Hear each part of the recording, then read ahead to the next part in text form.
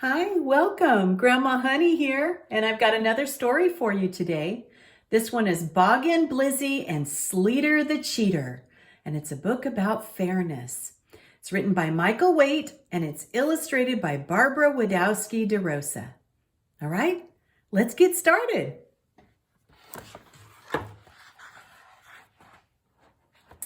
If you're ever out walking and you go too far north, where the winter winds whistle and the snow gushes forth, and blizzards are howling and polar bears growling, and things are so cold not a creature is prowling.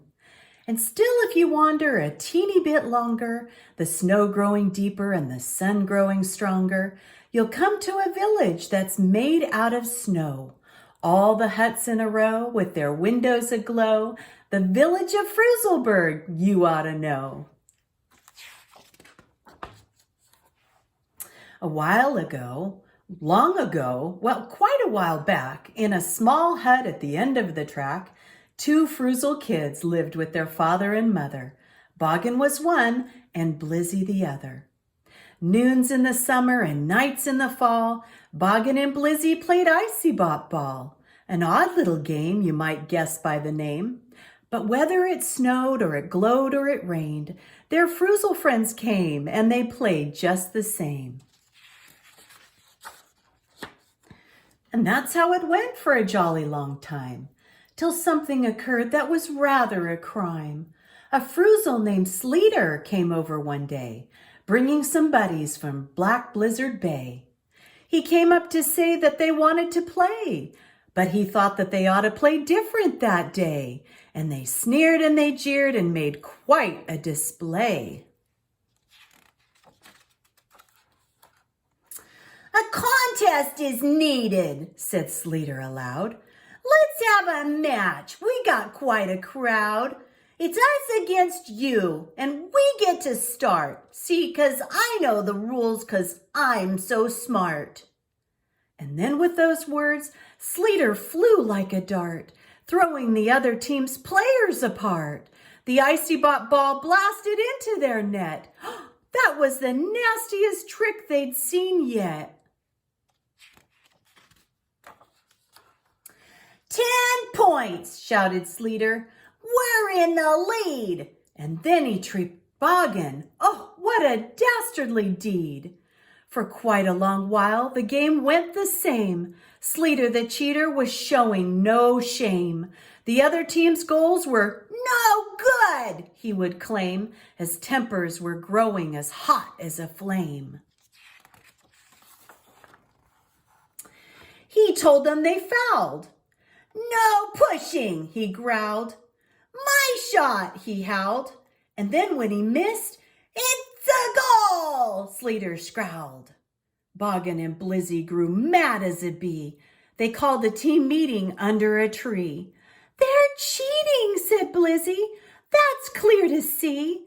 And since they're going to cheat, then why shouldn't we?" And from that moment on, the game turned to war, and no one could tell who was cheating the more. They lied on their score, and how tempers did soar. They fought, and what's more, icy ball wasn't fun like before. And at the end of the game, both teams claimed they'd won. But no one said things like, "My, wasn't that fun?" Instead, they all shouted, "We'll play you again. You better watch out, 'cause we'll whomp you then." So angry and jumpy, bruised up and bumpy, they all shuffled home feeling nasty and grumpy. Boggin and Blizzy both sat at the table. They didn't eat much, for they didn't feel able.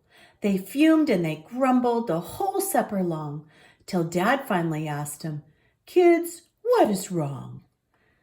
"It's Sleeter the Cheater," cried Blizzy aloud. "He's ruined our game, and I hope he feels proud.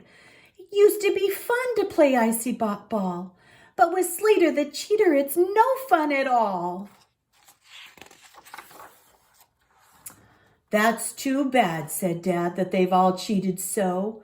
You must feel quite proud, though, you didn't cheat, though." Oh my, sniffled Boggin. We cheated too. I guess that we didn't know what else to do. We cheated and that means we're just like old Sleeter. I can't face the world. I'm a miserable cheater. I'll hide in my room and I'll keep it dark as a tomb. And Boggin dropped onto the table in gloom. Now, said his mother, don't be upset. Your chance to play fair is not over yet. The next time you play in a game against Sleeter, ignore what he does, 'cause he's only a cheater. And if you get mad and don't want to play, well, rather than cheating, just walk straight away. Just play to have fun, and in the long run, you'll make lots of friends for the fairness you've done. The very next day on the icy bop rink, guess who showed up? Who do you think? It was Sleeter and all of his terrible team. Let's play, Sleeter shouted. You're gonna get creamed. So Boggin and Blizzy called a team meeting and made up a plan to stop all of this cheating. The whole team agreed that the plan would succeed, and they thought it was better than cheating indeed. When the game started up, old Sleeter went to it. He grabbed Boggin's hat and suddenly threw it. He tied up their net. He got their coats wet. And pushing and shoving and cheating, and yet Boggin and Blizzy just didn't get mad. The nicer they played, the more Sleeter did bad.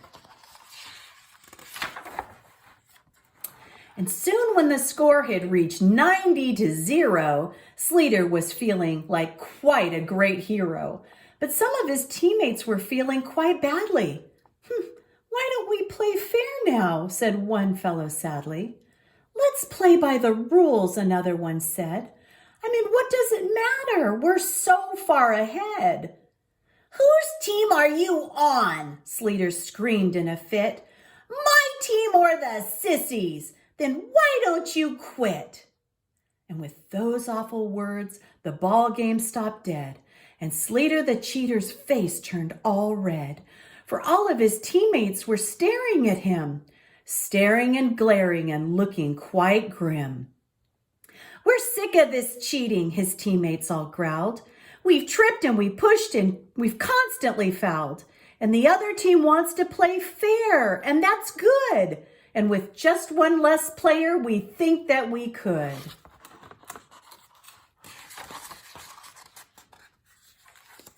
And then they picked up old Sleeter and up into the air and carried him off to a snowbank somewhere.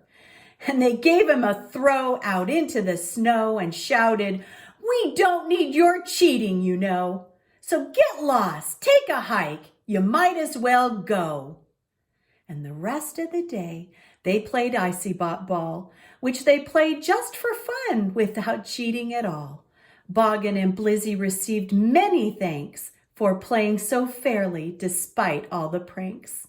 And the best thing of all, the kids found as they played, when nobody cheated, new friendships were made. So noons in the summer and nights in the fall, the Frizzle kids came to play icy bop ball. And Sleeter the Cheater would watch from the hill. And as far as I know, he's sitting there still. And our Bible verse for today is in 1 Peter 3:8. You should be like one big happy family, full of sympathy towards each other, loving one another with tender hearts and humble minds. And that's our story for today. Boggin, Blizzy, and Sleeter the Cheater, a book about fairness. All right, bye-bye for now. Be blessed.